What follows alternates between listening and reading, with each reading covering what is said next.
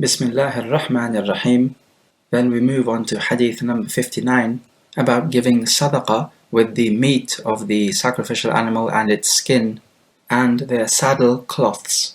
So this is the narration of Ali radiallahu anhu. He says, the Prophet ordered me to sacrifice some of the camels and that I should give charity with the meat of this animal and their skins and their saddle cloths, and that I should not give the Jazzar, the one who's sacrificing these animals, anything from the animal. So in other words, any payment.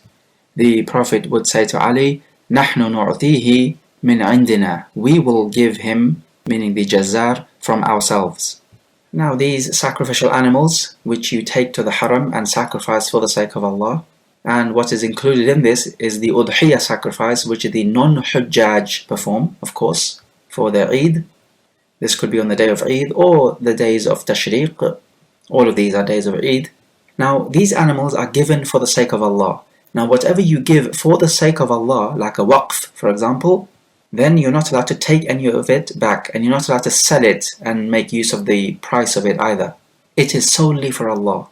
This is why you do not give the slaughterer any part of this animal as a payment, because this would be like selling part of this animal. And we know the sacrificial animal, the Hadi or the Udhiyah, which you are giving for the sake of Allah, it must not be sold. And so giving wages to the slaughterer then would be like selling something of this animal, which is not permissible.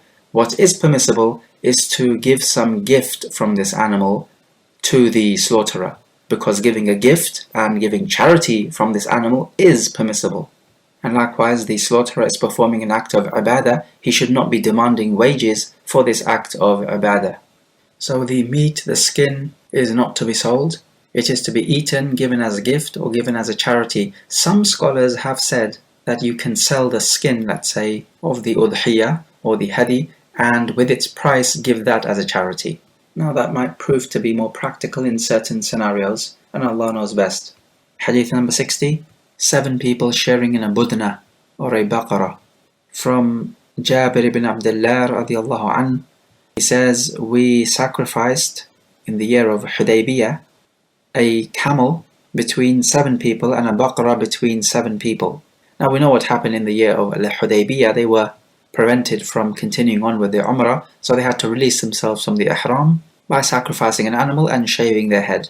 So he says that 1 camel was sacrificed between 7 people, and of course this would have been more practical. Likewise with the cow, to be sacrificed between 7 people. Of course 1 person can sacrifice 1 camel or 1 cow, that's permissible as well. But the limit is that 7 can share in 1 sacrifice of a camel or a cow. But notice, the ruling does not apply to a sheep, so 7 people cannot share in 1 sheep. And notice also that the camel and the cow take the same ruling here, that they can both be shared between 7 people, but the amount of meat is not the same. A camel is certainly bigger than the cow, but this illustrates to us that it is not the meat which is intended here, it's the act of ibadah. And so this applies to the Hadi sacrifice. It also applies to the Udhiyah sacrifice on the day of Eid or the days of Tashriq. 1 person can sacrifice 1 sheep for himself and his family in his household, but 1 camel or a cow will suffice 7 households. So we can have 1 representative from each household sharing in a camel or a cow, so it could represent 7 households. In other words, it takes the same ruling as 1 sheep. Also in the chapter, we find the narration from Jabir that the Prophet sacrificed a sheep on behalf of Aisha on the Yawm al-Nahr, on the 10th. Hadith number 61. Sacrificing the camel standing up with its leg tied. Ibn Umar came to a man who was sacrificing the camel where the camel was kneeling down, and Ibn Umar told the man to make the camel stand up with its legs tied. He says this is the sunnah of the Prophet alayhi salatu wasalam. And so this is what the nahr is. It is done to the camel. The dhabh is done to any animal apart from the camel. So the nahr is that the camel is standing up straight, you tie its leg so it does not move away and run away, and you would stab it at the base of its neck. the skin of the camel is strong, so it is harder to pierce, as you do with the dhabh. You're going to have to give it a good stab. The most important thing is that the blood needs to flow, because it is the impurity of the blood which makes the meat najis. The leg which is tied is the left leg, and this is just to prevent it from running away. And this is taken from the narration of Sunan Abi Dawud. Hadith number 62, that it is recommended to send the sacrificial animal to the haram for the one who does not want to go there himself, and on putting the qilada or the necklace on the sacrificial animal, and that the one who sends the animal there does not thereby become a muhrim. From Aisha radiallahu anha, she says that the Prophet ﷺ sent the sacrificial animal to the haram from Al-Madinah, and he put the necklace around the neck of the animal, and he did not refrain from anything which the muhrim refrains from. In other words, he did not become a muhrim thereby. So this narration proves to us that if you send the sacrificial animal to the haram, you do not become a muhrim. And it is also advisable to put the necklace around this sacrificial animal so that the people know that this is a sacrificial animal and it is not to be touched or taken. The ish'ar can also be done on the hump of the camel, which is when you make it bleed, so this would be a type of mark you put on it, again to show that this is a sacrificial animal, given for the sake of Allah, so that people know this and they do not take this animal. Also in the chapter, a person wrote a letter to Aisha telling her that Ibn Abbas is saying that whoever sends a sacrificial animal out to the haram, then whatever is haram upon the Hajj, the one performing the Hajj, is also haram upon that person who has sent the animal out. And so it is haram upon him until the animal is sacrificed. And he says that I have sent my animal out, so please can you confirm this matter for me? Meaning to say, he is asking, am I also a muhrim, such that all those things are haram upon me, which are haram upon the muhrim until the animal is sacrificed? Can you confirm this for me? And so Aisha radiallahu anha replied that the matter is not as Ibn Abbas has said. She says, I made the necklace of the sacrificial animal of the Prophet with my own hands. I twisted it around, and then the Prophet put this necklace on the sacrificial animal with his hands. And then he sent this animal out with my father, meaning with Abu Bakr. And nothing which Allah has made halal was haram on the Prophet until the animal was sacrificed. Now in this narration, the man writing the letter to Aisha is Ziyad ibn Abi Sufyan, according to what is correct here. So in this narration, we witness a difference of opinion. Ibn Abbas says that sending the Hadi out to the haram makes you into a muhrim, and Aisha says that it doesn't. Now whose word do we believe here? We go with the opinion of Aisha radiallahu anha because she is giving us more detail on the matter. She is bringing us her evidence, and we are required to follow evidence. So when two opinions of scholars or the Sahaba clash, then we have to look at the evidence, and we have to see whose side is weightier. Hadith number 63, that it is permissible to ride the camel which is going to be sacrificed. From Abu Hurairah, the Prophet ﷺ saw a man leading his camel, and he told him, Irkabha, ride it. And the man said, Innaha badana, but it is a badana, a camel to be sacrificed. And the Prophet told him, Irkabha, ride it, waylak, destruction be upon you. We find from this narration that you are allowed to ride this camel, even though you are giving it and dedicating it to Allah Jalla wa'ala, but we have a textual evidence to say that you're allowed to ride it. This word waylak, destruction upon you, the meaning is not intended here. This is one of the words which the Arab would say, it would flow off their tongues without the meaning being intended. Rather, what is intended with these words is to emphasize what you have said. So the Prophet is emphasizing that you ought to ride this camel. It's a means of emphasis, and there are many other examples like this where the words run off the tongues of the Arab, but the meaning in and of itself is not intended. Rather, what is intended is to show that you are serious about the particular topic or the particular matter at hand. Hadith 64, what should be done with the Hadi when it has become exhausted and cannot move? Musa ibn Salama al-Hudhali reported that I and Sinan ibn Salama went towards Mecca to perform the Umrah. Sinan had a camel with him, which he was riding. The camel stopped in the way because it was completely exhausted. and this made Sinan helpless. So the narrator says that I will find out the ruling for this situation. Then the next morning Sinan said, come along with me to Ibn Abbas radiallahu anh, so we can ask him about this. And they did so, and Ibn Abbas said, you have referred the matter to the well-informed man, referring to himself. He says, Allah's Messenger ﷺ sent 16 sacrificial animals with a man whom he put in charge of them. He set out and came back and said, O Messenger of Allah, what should I do with those animals who are completely exhausted and have become powerless to move on? The Prophet told him, slaughter them and dye their hoofs with their blood, and put them on the sides of their humps, and neither you nor anyone among those who are with you must eat any part of them. We take from this narration that if the animal becomes powerless to move on, then you must sacrifice it. We are talking about the Hadi here. And now this meat, you are not allowed to eat it, nor your traveling party with you is allowed to eat it, but rather this meat can be eaten by the poor people.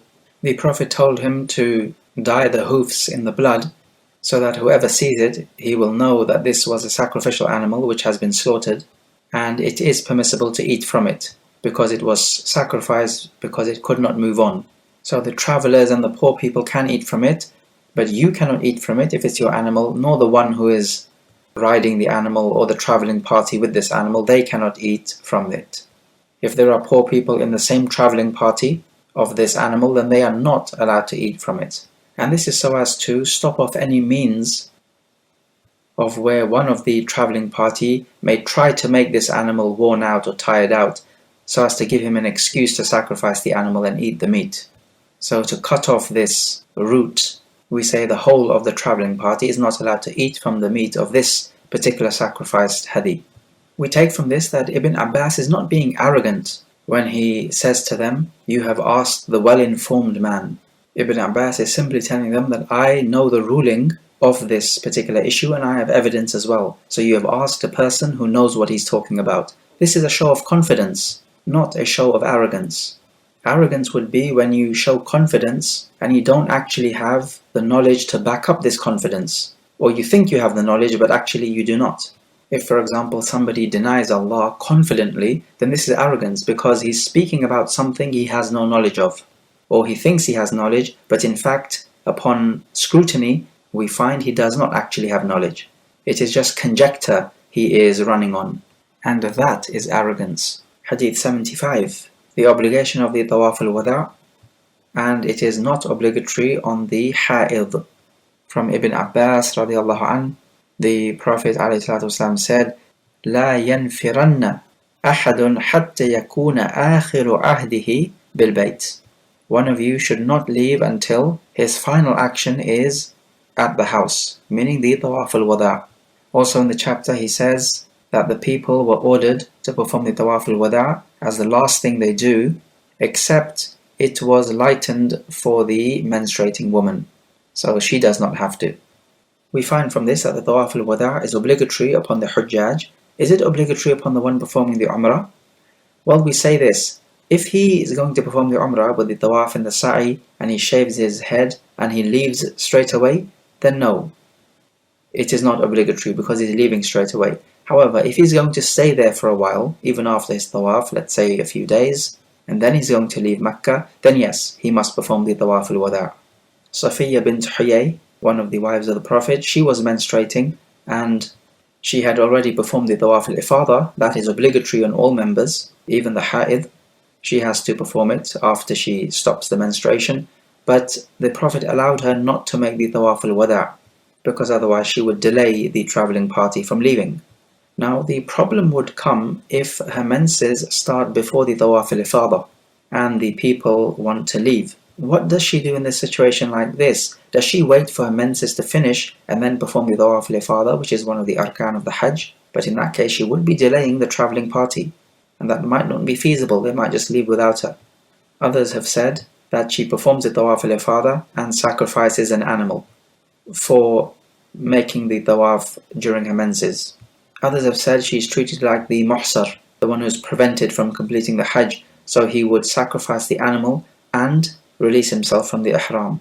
Now Ibn Taymiyyah says that in a case like this, she performs the Tawaf even in her menses and leaves with the travelling party, and this is out of a darura, a necessity.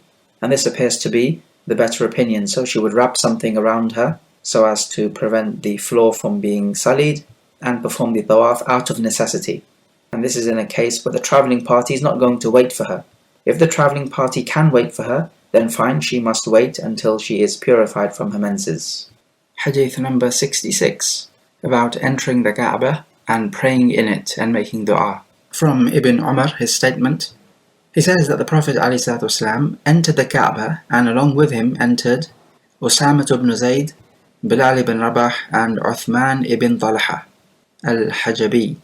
And the Prophet locked the door behind him, and they stayed in the Kaaba for a while. Then when they came out, Ibn Umar says that I asked Bilal, what did the Prophet do? And he told me that he prayed in the Kaaba with 2 pillars to his left and a pillar to his right, and 3 pillars behind him.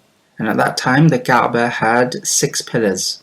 And in another narration we find that he prayed between 2 pillars which were facing towards Yemen.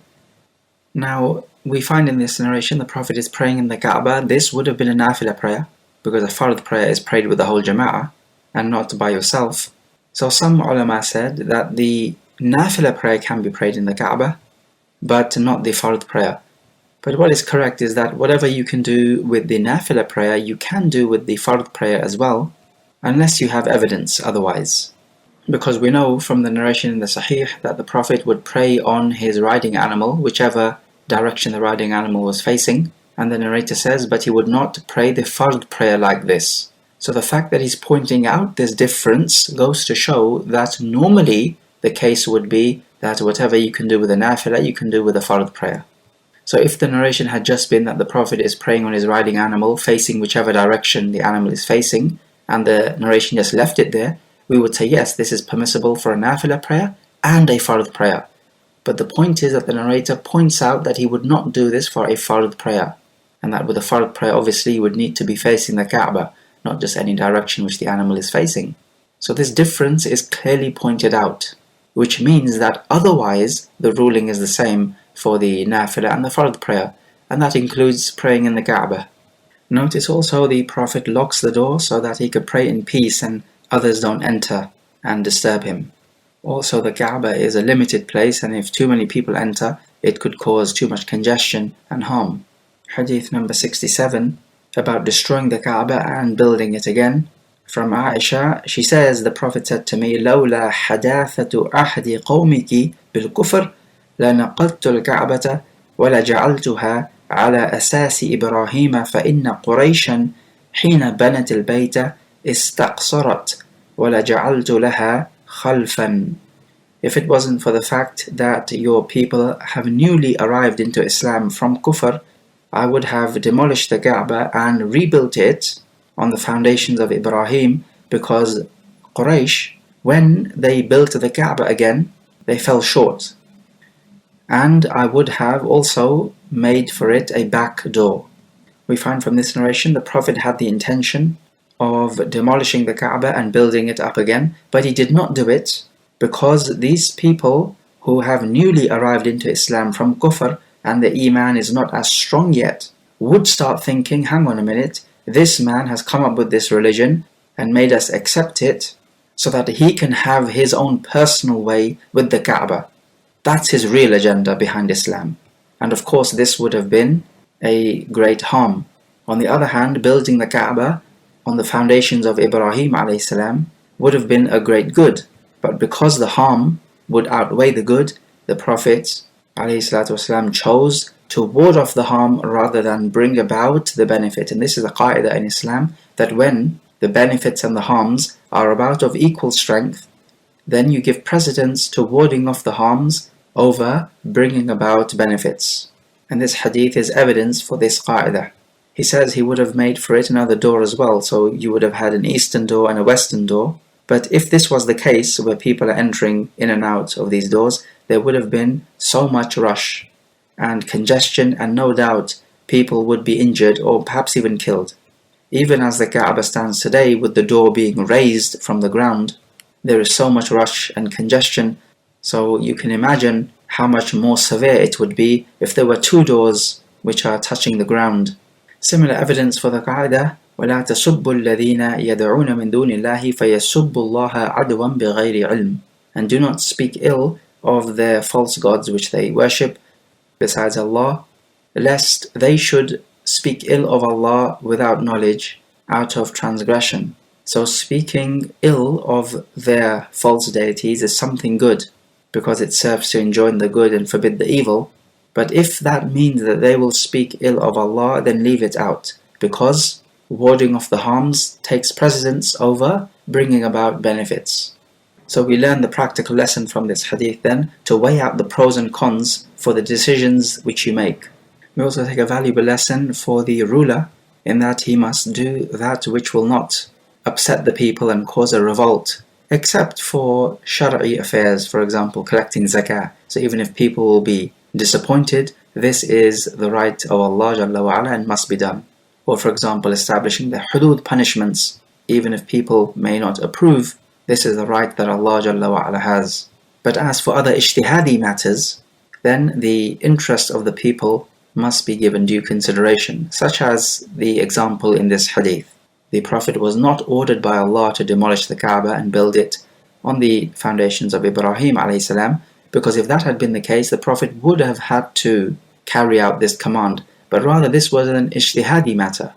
Hadith 68, performing the Hajj for the one who cannot perform it, or the one who is old, or one who is dead. From Abdullah ibn Abbas, he says that Fadl ibn Abbas, who was his brother, was riding behind the Prophet, and this would have been from Muzdalifah to Mina. But anyway, he says that he was riding behind the Prophet, and a woman came to the Prophet from the Khatha'am tribe, asking the Prophet a question. Al-Fadl began to look at her, and she began to look at him, and the Prophet turned the face of Al-Fadl to the other side, so he doesn't look at her, and the woman said, O Messenger of Allah, إِنَّ فَرِيضَةَ اللَّهِ على عباده في الحج أدركت أبي شيخا كبيرا لا يستطيع أن يثبت على الراحلة أفأحج عنه. O Messenger of Allah, the fard of Allah on His servants of the Hajj has reached my father as an old man. He's not even able to keep still on the riding animal. So can I perform the Hajj on his behalf? And the Prophet replied, Na'am, yes. And Ibn Abbas says that was in the Hajjatul Wada'. If the person cannot perform Hajj because he's weak or disabled, then he needs to recover and perform the Hajj. If he's never going to recover, because the condition is like that, or perhaps he's in old age, and you're not going to recover from old age, then in that case, you can have someone perform Hajj on your behalf. You will give him the money and the expenditure and all the rest of it. One might say, but if he's unable to perform the Hajj, this man in the hadith here, the father, then surely it would not be obligatory upon him, would it? Because Allah does not burden a soul more than it can bear. Well, the answer is, it is still obligatory. And the evidence here is subtle, because notice how the woman says that the faridah, the fard of Allah on His servants of the Hajj has reached my father. So it is as if to say that it is fard on her father, and the Prophet acknowledged this. The Prophet did not say, no, it is not fard on your father, therefore he does not need to perform it, and neither do you need to perform it on his behalf. Rather, the Prophet acknowledged this idea that it is fard on her father, and he told her that she can perform it on his behalf. So we say in a case like this that the father is obligated to give money to someone to perform the Hajj on his behalf. This is the second port of call. Just like wudu, for example, you cannot find water, then you are obligated to make tayammum. You cannot say, well, I cannot find water, therefore I don't need to make wudu, I can just pray like this. No, you're obligated to turn to the second port of call, which is the tayammum. If a person is not expected to recover from an illness and he has someone else perform the Hajj on his behalf, then afterwards he makes a miraculous or unlikely recovery, does he now have to perform the Hajj himself? The answer is no. He did what was obligatory upon him, and that's it. The same thing goes for if someone feeds poor people because he cannot fast and will not recover, then he makes an unlikely recovery. He does not need to make up for anything here. He did what was obligatory upon him. And the same is the case for the dead person. However, if the dead person did not perform Hajj in his lifetime, we would need to see, did he intend to perform the Hajj? If he did, then we perform it on his behalf. If he did not, we would not perform it on his behalf because he did not want to do it himself. And you are given in accordance with your intention. So if he did not intend the Hajj, he cannot be given the Hajj. And we would know if he did not want to do it because maybe he's a person who had wealth and health and never even showed a hint of an intention to perform the Hajj. This type of person did not want the Hajj, so we do not give him something he did not want. Are other people obligated to perform the Hajj on behalf of the one who is incapable? The answer is no. So if an incapable person does not find anyone to perform Hajj on his behalf, then he does not need to do anything because he cannot do anything else. Just like a woman who cannot find a Maharam to travel with her to the Hajj, she does not need to do anything else. Just a few more points of benefit. In another riwayah of Muslim, with regards to sacrificing the cow or the camel, Jabir says that the Prophet ordered us to share in a camel or a cow 7 people. And this was when they were performing the Hajj. Previously, the narration we mentioned was the Aam al-Hudaybiyah. There is another narration which mentions the Hajj. There is a narration authentically in the Sunan where Abdullah ibn Abbas says that we were on a journey and the Adha time came upon them and they sacrificed a camel for 10 people and a cow for 7. So for the Eid al-Adha sacrifice, if someone were to do 10 for a camel, then there is a basis for that. But it is better to stick to the 7 because this is the mainstream opinion and the safer one. Also, the nahar is done to the camel, which is when you stab the area between the neck and the chest, and the dhabh is done to other than a camel, which is when the animal is lying down and you slit horizontally the throat, cutting the jugular veins, making it bleed. And if you were to cut the windpipe and the esophagus, that would be permissible as well. But the main thing is to make it bleed, because the blood is najis. If it were done the other way around, then it would still be permissible, but not the better way. The main thing is that it should bleed. As for the taqleed of the camel, cow or sheep, then this is mustahab according to the majority opinion, and this will be for the animal that you send to the haram. So it's basically a charity. You send this animal to the haram, it will be sacrificed, and the food given to the poor people of the haram. This is the Hadi. Also from the hadith which tells us that you're allowed to ride your Hadi, if it is a camel of course, because cows and sheep are not ridden, then Al-Bukhari takes from it that the one giving the waqf can make use of the waqf. So if you give a mushaf in the masjid as a waqf, you are allowed to recite that mushaf and make use of it. And likewise with any other waqf, you can make use of it because the Hadi is like a waqf, because you're giving it for the sake of Allah Jalla wa Ala. We could say, however, that the better opinion is that you ride the Hadi if you need to, meaning if there is a necessity, because another narration in the chapter has the wording irkabha bil ma'ruf idha uljita ilayha hatta tajida zahra. Ride it on a reasonable basis if you have a need for it until you find another mount.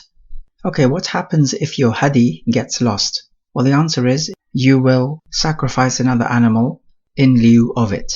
If you find the lost animal after you've sacrificed the replacement, then the safer option is to sacrifice that animal which you have now found and was lost previously. This is the safer option. But does he have to offer a sacrifice of an alternative? The answer is, if the animal was lost or was destroyed without his fault, then he does not have to. But if it was through his fault, then yes, he has to. So the question is, was he guilty of negligence? Now here's a question, are you allowed to eat from the Hadi? There's a difference here. One opinion is that you're not allowed to eat from the Hadi. The only thing you are allowed to eat from is the sacrifice of the Tamattu' and the Qiran. There does not appear to be a difference of opinion there, because this is the sacrifice of shukr, and you certainly eat from it just like the Udhiyah during the Eid. As for the Hadi, which you sacrifice in the Haram, then some say no, you do not eat from it. Other scholars like Ash-Shanqiti rahimahullah, they say that you can eat from it. But even on this opinion, however, it would be after the Hadi has been sacrificed in the Haram, not before. Note also, when we say the obligation of the Tawaf al-Wada', we are talking about the one who's going to leave the Haram, so he is not resident in the Haram or in Makkah. As for the one who is already resident in the Haram and Makkah, then there is no Tawaf al-Wada' because he is not actually leaving the Kaaba. Rather, he is resident in the vicinity of the Kaaba. After the Tawaf al-Wada', you can certainly wait for your coach or your bus. That's not a problem. You can purchase a few essential things, but you're not allowed to stay as if you are a resident. So, for example, purchasing things that are unnecessary or visiting friends and generally settling yourself in. Because if that happens, then you'll have to make another Tawaf al-Wada'. Because a farewell means this is the last thing that you do in that place. Otherwise, it would not be a farewell. And yes, it is also possible to combine between the Tawaf al-Ifada and the farewell Tawaf. Because in combining, you fulfill both purposes, and that is absolutely fine. When we say that a Ha'id does not have to perform the Tawaf al-Wada', we also include in this the Nufasa, the one in the postnatal bleeding, because they both share the same ruling in most of the matters. In the hadith of the Khath'amiyah woman asking about her father, there is evidence for those scholars who say that the woman does not need to cover her face, because Al-Fadl was looking at her, and the Prophet turned the face of Al-Fadl away and did not order the woman to cover her face. In any case, we say it is safer for the woman to wear the niqab, because anything which will reduce the fitna is only ever going to be good, even if we do say it is permissible for her to uncover the face. But it would be more noble to cover it. What we do know is that the wives of the Prophet definitely did cover their face, as in, for example, the story of the Ifk, the lie against Aisha. When Safwan ibn Mu'attal saw her all alone, Aisha says, فَخَمَّرْتُ وَجْهِي بِثَوْبِي, I covered my face with my clothing. Likewise, when she was making tawaf, when men would pass by her, she would drape her clothing down and cover her face. When they passed by beyond her, she would raise the clothing and uncover the face. Definitely the wives did cover their faces, and it would be better for the Muslimah to imitate the mothers of the believers. Hadith 69 about the Hajj of a child. From Ibn Abbas, he says the Prophet met some traveling people at Ar-Rawha, and he said, Man al-Qawm, who are the people? And they said, Al-Muslimun, we are Muslims. And they asked the Prophet, Man anta, who are you? And the Prophet replied, Rasulullah, the Messenger of Allah. And upon that, a woman raised a child to the Prophet, and she said to him, Ali hadha Hajj, is there a Hajj for this child? And the Prophet said, Na'am, walaki ajr. Yes, there is a Hajj for him, it is valid, and you will have a reward for that. Now, we find here in this narration that people did not even recognize the Prophet, yet they were Muslims. Now, we find the child performing the Hajj, or the parent making the child perform the Hajj, the reward will be for the parent, but also for the child as well. If the child has tamyiz, then he can make the intention himself, otherwise the parent makes the intention on behalf of the child. And this illustrates also a peculiar aspect of Hajj, in that it is valid even for a child below the age of tamyiz, whereas the same cannot be said with the prayer and the fasting, because the Hajj, when you enter it, it is so powerfully in effect that it even applies to the child. Of course, when it comes to the zakah, then it can also be taken from the wealth of the child, because here it is not the person which matters, it is the wealth which matters. And other people's rights are also at stake, so the wealth of the child is also given in zakah if it reaches the nisab level. Hadith number 70. The Hajj is wajib once in a lifetime. From Abu Hurairah, the Prophet said, Ya ayyuhan nas, qad furida alaykum al-hajju فَحُجُّوا, O people, Hajj has been made farther upon you, so perform the Hajj. A man said, Is it every year, O Messenger of Allah? The Prophet remained quiet until this man repeated his statement to a total of 3 times. And the Prophet said, لَوْ قُلْتُ نَعَمْ لَوَجَبَتْ وَلَمَا اسْتَطَعْتُمْ. If I said yes, it would become obligatory upon you to perform it every year, and you would not be able to. Then the Prophet told him, ذَرُونِي ما تركتكم فإنما هلك من كان قبلكم بكثرة سؤالهم واختلافهم على أنبيائهم فإذا أمرتكم بشيء فأتوا منه ما استطعتم وَإِذَا نَهَيْتُكُمْ عَنْ شَيْءٍ فَدَعُوا. Leave me with what I leave you with, because the people before you were destroyed due to their asking much questions and differing with their prophets. When I order you to do something, then do it to the best of your ability, and if I prohibit you from something, then leave it off. So we take from this narration that Hajj is obligatory just once and not every year, except, for example, if you made a Hajj of another, that is obligatory upon you to fulfill. We also take that asking excessive questions is not a good idea. When the ruling is given to you and made plain, then obey it, and that will be enough. And we take from this that when an order is given in the absolute sense, perform the Hajj, then you just need to do it once, unless you have evidence otherwise. For example, with the Salah, we have evidence that it's not just to be performed once. The Prophet remained quiet because he did not want to answer that question, as he did not see this question fitting to be asked. And asking too many questions can have a corruption, as in the Sahih, the Prophet ﷺ said, أَعْظَمُ الْمُسْلِمِينَ جُرْمًا مَنْ سَأَلَ عَنْ شَيْءٍ لَمْ يُحَرَّمْ فَحُرِّمَ مِنْ أَجْلِ مَسْأَلَتِهِ. The person who is the most wrongdoer amongst the Muslims is the one who asks about a matter which is not haram, and then it becomes haram because of his questioning. So asking excessive questions is not permitted, neither for the Sahaba nor for us. We also learn that your ability is a crucial factor when it comes to fulfilling obligatory actions. If you have the ability, you have to fulfill it, otherwise you do it to the best of your ability. But as for the haram actions, it's not about ability, you just leave them off straight away. Hadith number 71, about a woman traveling with a mahram to the Hajj or other than a Hajj. From Ibn Abbas, the Prophet said, لا يخلون رجل بامرأة إلا ومعها ذو محرم ولا تسافر المرأة إلا معها ذي محرم. That a woman should not be alone in privacy with another man except that her mahram should be with her, and a woman should not travel except with a mahram man. And to this a man asked the Prophet that my wife has left for the Hajj, but as for me, that I have been enlisted for a particular military expedition. And the Prophet said to him, انطلق فحج مع امرأتك. Go off and make the Hajj with your wife. So this hadith is talking about a mahram being with the woman if there is the presence of another man with this woman, or if she's traveling.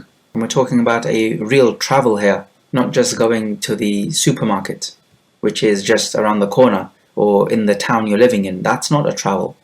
A mahram is a person that you are never allowed to marry due to the reasons of lineage, breastfeeding, and the in-law relationship, or relations which are formed through a marriage contract. So then as for the nasab, or the blood relationships, then these are 7 types of women for you which the Quran speaks about. And they are your mothers, that includes the grandmothers and going up in that line, and your daughters, that includes the granddaughters and going down in that line, and also your sisters, half sisters, full sisters, all types of sisters, and your ammat, these are your paternal aunts, and also going up in that line. So your paternal aunt is your father's sister, but also this includes your grandfather's sister and your great-grandfather's sister, and going up in that line. وَخَالَاتُكُمْ, and your maternal aunts. This will be your mother's sister, it is also your grandmother's sister, and your great-grandmother's sister, and so on. وَبَنَاتُ الْأَخِي, and the daughters of your brothers, so that will be your niece. And that includes going down in that line, so the daughters of your brothers, the granddaughters of your brothers, and so on. وَبَنَاتُ الْأُخْتِ, and the daughters of your sister. And again, going down in that line, the daughters of your sister, the granddaughters of your sister, and so on. So we find these are 7 types of people that you're never allowed to marry. Then we have the mahram women from the breastfeeding relations, and in fact these are the exact same 7 as with the nasab. Allah Jalla wa Ala says, وَأُمَّهَاتُكُمُ اللَّاتِي أَرْضَعْنَكُمْ وَأَخَوَاتُكُمْ مِنَ الرَّضَاعَةِ, and your mothers who have breastfed you, and your sisters from breastfeeding. So if a woman breastfed you and she breastfed another girl who is not your blood sister, but she's treated as if she is your blood sister. And so likewise then, this woman who breastfed you, who is not your biological mother, her sisters would be like your maternal aunts, and her husband's sisters would be like your paternal aunts, and your breastfeeding brothers or sisters, daughters would also be like your nieces. So we find here it's the same 7 type of women who would be mahram to you. Of course, it needs to be noted here, if you were breastfed by a woman, but your blood brother, let's say, was not breastfed by this particular woman, then these 7 types of women would not be haram for him. They would only be haram for you because you were breastfed, not him. So understand this subtle difference. And then we have, thirdly, 4 types of women who are haram for you because of the relationship of the marriage. Who are these women? Well, firstly, Allah Jalla wa Ala says in the Quran, وَلَا تَنْكِحُوا مَا نَكَحَ آبَاؤُكُم مِّنَ النِّسَاءِ إِلَّا مَا قَدْ سَلَفَ إِنَّهُ كَانَ فَاحِشَةً وَمَقْتًا وَسَاءَ سَبِيلًا. Do not marry those women your fathers have married, except for that which has already passed. Verily, this type of sin is a major sin and something truly hated and an evil way. So these are the first types of women then, out of the 4. Any woman your father has entered into a marriage contract with. And also in the Quran, Allah Jalla wa Ala tells us, وَأُمَّهَاتُ نِسَائِكُمْ, and the mothers of your wives. So that would be your mother-in-law. She is haram for you to marry forever. And he goes on to say, وَرَبَائِبِكُمُ اللَّاتِي فِي حُجُورِكُمْ مِن نِسَائِكُمُ اللَّاتِي دَخَلْتُمْ بِهِنْ فَإِن لَمْ تَكُونُوا دَخَلْتُمْ بِهِنَّ فَلَا جُنَاحَ عَلَيْكُمْ. And the daughters of your wives whom you have entered into privacy with. But if you have not entered into privacy with them, then there is no sin upon you to marry them. So here, if you enter into a contract with a woman, a marriage contract of course, and you divorce her, before entering into privacy with her, then you are allowed to marry her daughter.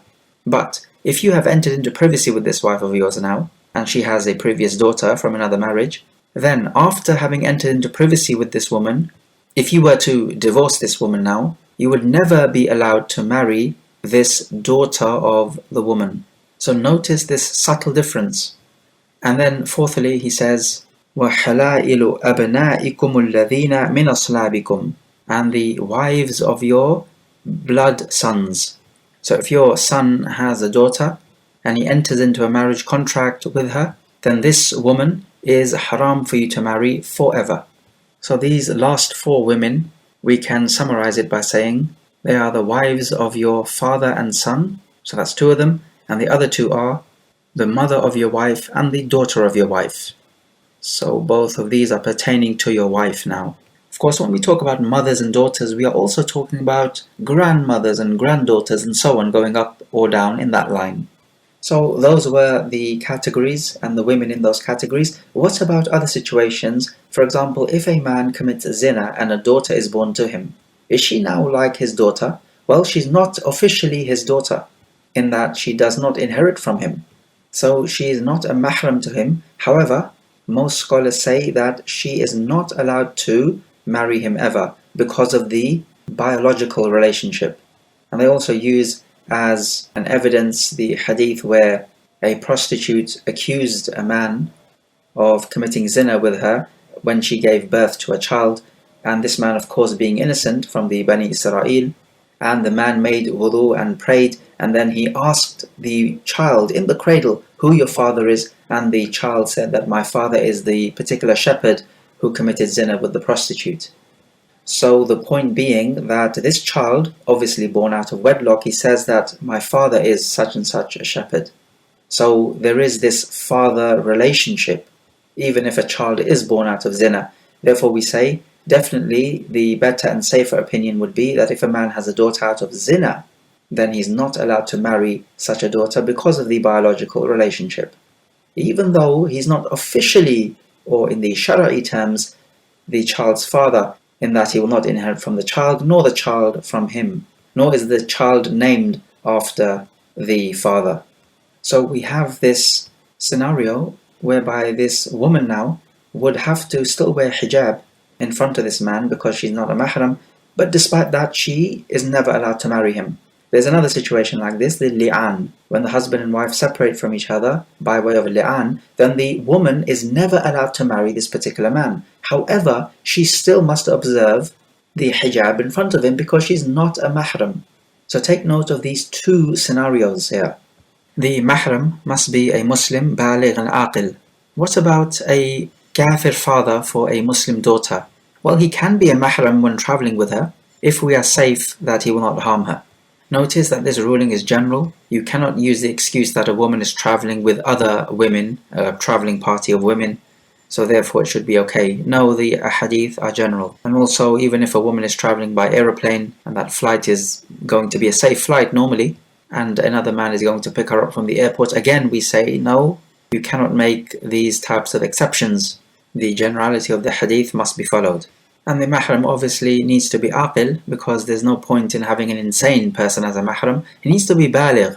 And this is because so as to ward off any harm from the woman, or any physical danger. It mustn't be a young child.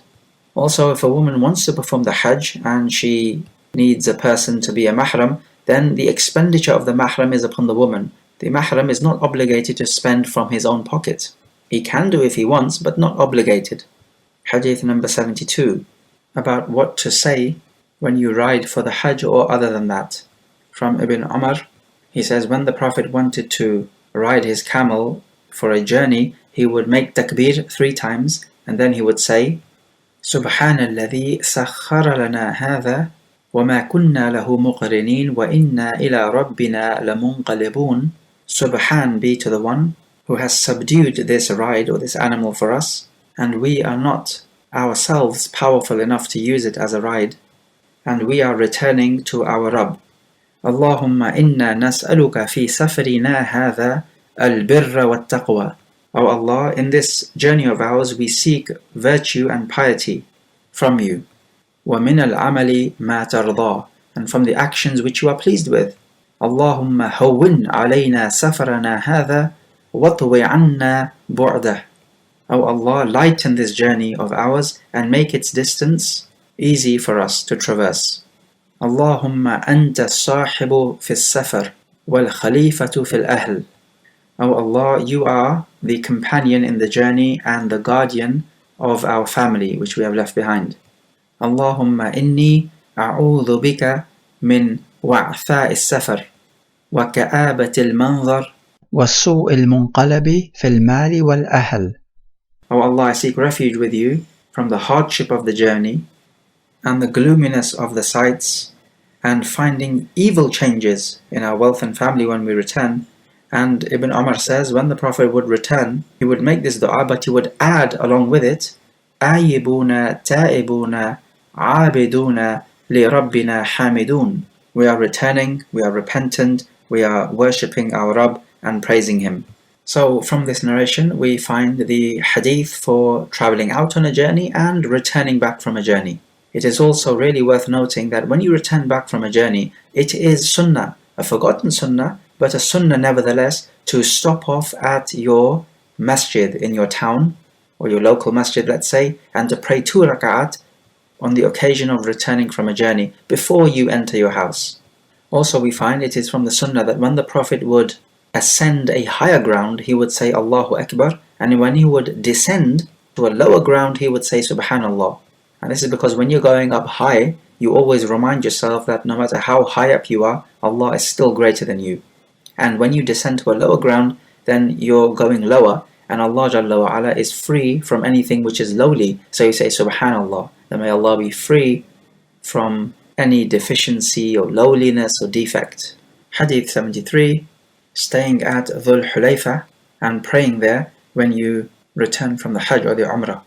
From Abdullah bin Umar radiallahu anhu, he says the Prophet made his camel kneel down at Dhul Hulayfa in a place called Al-Batha, and he prayed there, and Ibn Umar used to do the same thing.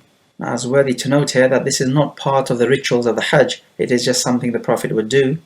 It has also been said that he stayed there so that he could return back to his family by daytime, so he does not surprise his wife by returning at night time.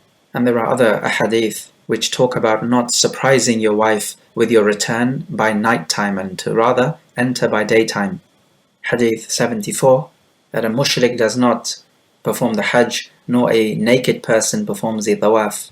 and about the day of the greatest Hajj. From Abu Hurairah, he says that Abu Bakr sent me during the Hajj, in which the Prophet appointed Abu Bakr as the leader of the Hajj, and this was before the Hajjatul Wada', 1 year earlier. And he sent me with some people to announce on the Yawm al-Nahr, on the 10th, that no one after this year from the mushrikeen is allowed to perform the Hajj, and no naked person is going to perform the Tawaf. And we find that the Yawm al-Nahr is called the Yawm al-Hajj al-Akbar, the day of the greatest Hajj, because here you're performing many duties, which we have spoken of already. But anyway, the Prophet performed the Hajj in the 10th year, and so this Hajj was performed in the 9th year. The Prophet did not perform it then because he was busy with the delegations embracing Islam. So we find no mushrik is to perform the Hajj, and no naked person is to perform the Tawaf, which is of course what used to happen in the days of Jahiliyyah. Hadith 75, the virtue of the Hajj and the Umrah and the Yawm Arafah. From Aisha, the Prophet said, ما من يوم أكثر من أن يعتق الله عز وجل فيه عبدا من النار من يوم عرفة وإنه ليدن ثم يباهي بهم الملائكة فيقول ما أراد هؤلاء. There is no day on which Allah frees more of His servants from the fire than Yawm Arafah.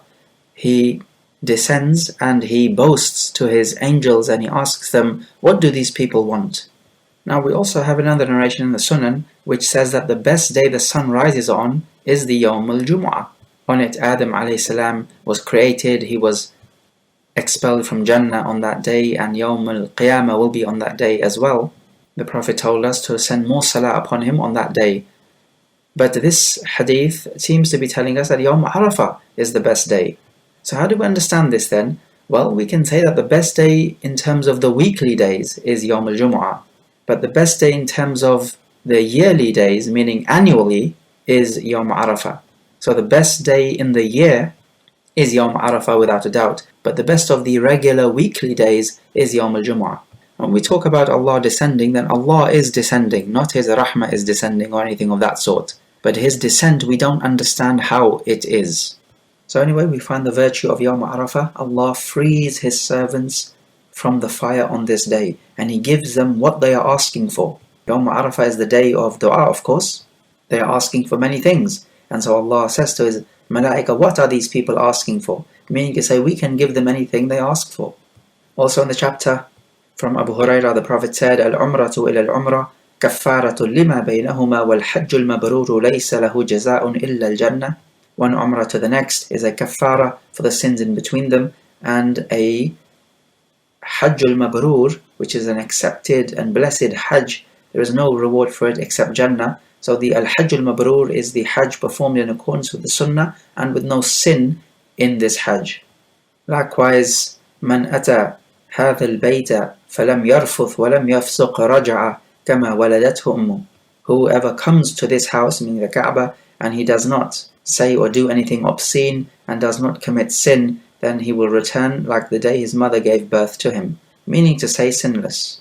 Again, these are hadith informing us about the fadila of these actions. Hadith 76, the pilgrims encamping at Mecca and inheriting the property of their ancestors.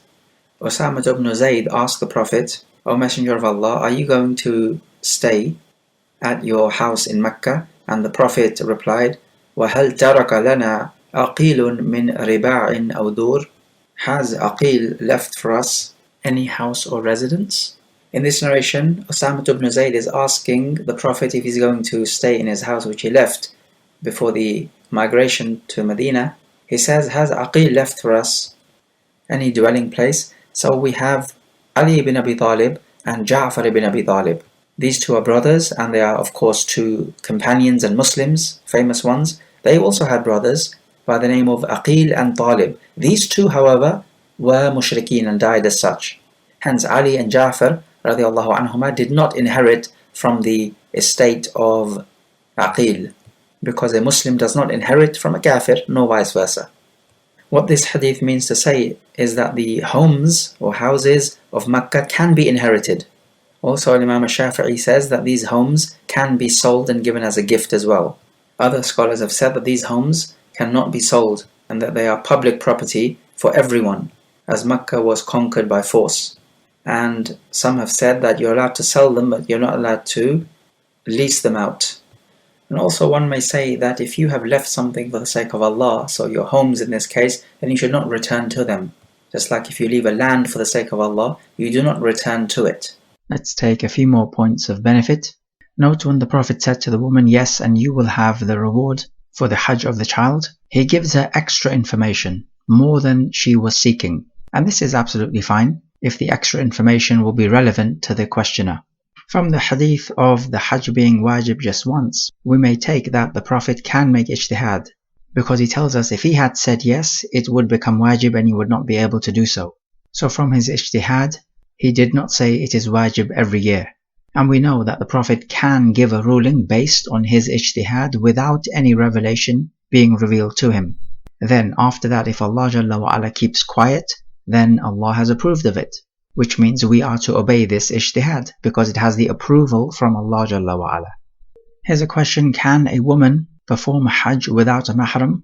We have already dealt with the hadith that the woman does not travel except with a Maharam, so if she has to travel to Hajj, then she does not travel without a Maharam. This is definitely the safer opinion. There is the other opinion which says that a woman can travel with other women in a group if the route is safe. The evidence is the narration when Umar radiallahu anh was the Khalifa. He sent the wives of the Prophet to perform the Hajj, and he sent with them Uthman ibn Affan and Abdurrahman ibn Auf radiallahu anhuma, and both of them are not Maharim to the wives. But definitely the safer opinion would be if a woman does not have a Mahram, then she is not obligated to go, in accordance with the hadith of the chapter. From the narration of the dua of the journey, we can take that Allah Azza wa Jalla can be called as-Sahib, the companion, and the al-Khalifa, the one who takes charge after you. As for staying at Batha when returning from the Hajj or the Umrah, then the majority say it is mustahab, and that the Prophet intended to do it. It's a similar case with staying at Muhassab when leaving Makkah, and also staying at Namira before entering Arafat. You may argue that all of this was intended, and is therefore mustahab for us to do it as well. And it is then sunnah to pray there, because it is a blessed place, as is mentioned in the chapter. We can also say about the hadith of Yawm Arafah that this is the best single day of the year. As for the hadith which says that the best day on which the sun rises is Yawm al-Jum'ah, then this is talking about the best day of the week, so on a weekly basis, not on a yearly basis.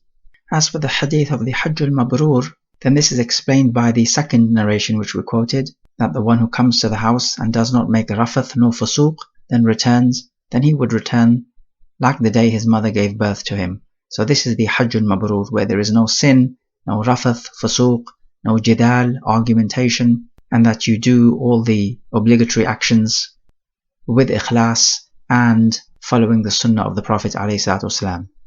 As for the ruling on the Umrah, then what appears to be the weightier opinion is that it is wajib, just like the Hajj. And this makes no difference whether you are resident of the Haram or not. Also, the narration about the kafara between every Umrah would tell us that you can repeat the Umrah many times in a year, and this is the weightier opinion. Then the question becomes, how frequently can you perform it? Well, in the Umrah, you have to either shave or shorten the hair. So leave enough time so that at least something of the hair can grow back, so that you may shave it off as you release yourself from the Umrah. So we do not have a set number of days. It's just until the hair grow back so that you can shave it off again. And this is the one that makes most sense. Of course, if you've just shortened the hair on the first Umrah, then you can literally just go back out again to the hill and perform the Umrah again the same day, because you still have hair left to shorten. And this could be done if you are, let's say, performing Umrah on behalf of someone else. So you perform it on your behalf first, shorten the hair, and then you can go out to the hill, come back in with the ihram and perform the Umrah on behalf of someone else. That is also permissible. From the last narration, we may learn that the houses and buildings of Mecca are private buildings and houses. They can be inherited, they can be sold and purchased and so on, and that they are not waqf. which are not allowed to be sold and held as private property. Okay, let's take some review questions at this stage. So question number 1, why should you not pay the slaughterer from the meat of the Hadi? Question number 2, what should be done by a woman who has her menses starting before the Tawaf al-Ifadah, if it is impossible for her travelling party to wait for her? Question number 3, explain what we mean by Maharam